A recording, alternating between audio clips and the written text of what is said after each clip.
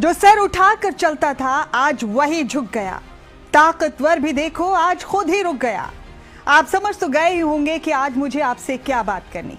जी हाँ, ताकतवर ट्रंप की ही बात हो रही है, जिसने ईरान पर हमले को लेकर अपने हाथ पीछे खींच लिए। अगर सख्त लहजे में और सच कहूं तो सुपर पावर की डींगे हाँकने वाले और कमजोर और मासूमों पर जुल्म और सितम करने वाले ट्रंप दरअसल अपनी जान बचाने में कामयाब हो गए। दुनिया इसे कुछ भी कहे, लेकिन मेरी नजर में सुपर पावर की धौंस जमाने वाले ट्रंप ने मौला अली के आशिकों की जमात की रहबरी करने वाले, फौलाद का कलेजा रखने वाले आयतुल्लाह खामनेई के आगे लड़ने से पहले ही घुटने टेक दिए। और ईरान ने दुनिया को यह पैगाम दे दिया कि जब अवाम और रहबर एक ही सफ में खड़े हों तो दुनिया की कोई ताकत उस मुल्क के निजाम को नहीं हिला सकती।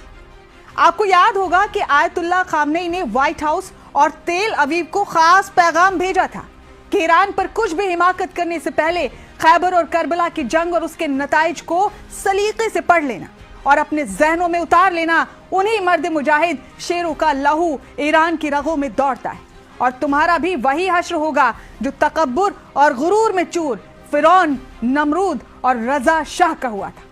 उन्होंने आगे कहा कि हमारे ईरान में लोरियां नहीं बल्कि करबला सुनाई जाती।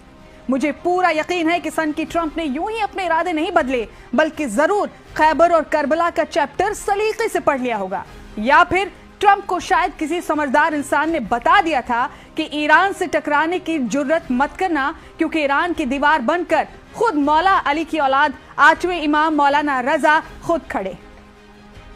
बहुत से सरफिरों का ख्वाब था कि ईरान अब कुछ दिनों में खंडर बन जाएगा। कम अकल ना समझ ये भूल गए थे कि खंडर तो करबला भी बन गया था, लेकिन आज भी वहां परचम हुसैन का झूल रहा है।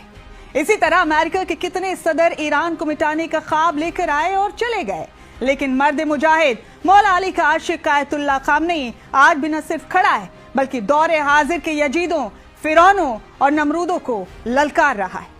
आपको ये भी याद होगा कि ट्रंप ने कहा था कि मुझे सिर्फ जीतना पसंद है। तो मुझे कहना यह है जनाब ट्रंप से कि अगर तुम्हें जीतना पसंद है तो मौला अली के दीवानों ने कभी शिकस्त खाना ही नहीं सीखा। ट्रंप अच्छी तरह समझ गए हैं कि जो खैबर मिसाइल कतर में उसके सबसे बड़े एयरबेस को उड़ा सकती है, उसे व्हाइट हाउस तक पहुंचने में देर नहीं लगेगी।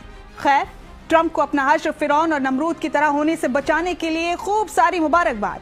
और हाँ, एक मुबारकबाद इजाफी भी कबूल करें ट्रंप साहब, और वो दुनिया को ये बताने के लिए कि बेशक खामनेई मिट्टी के बने घर में रहते हो, उनके घर की दीवारें बेशक कच्ची मिट्टी की हों, लेकिन उनका कलेजा फौलाद का है।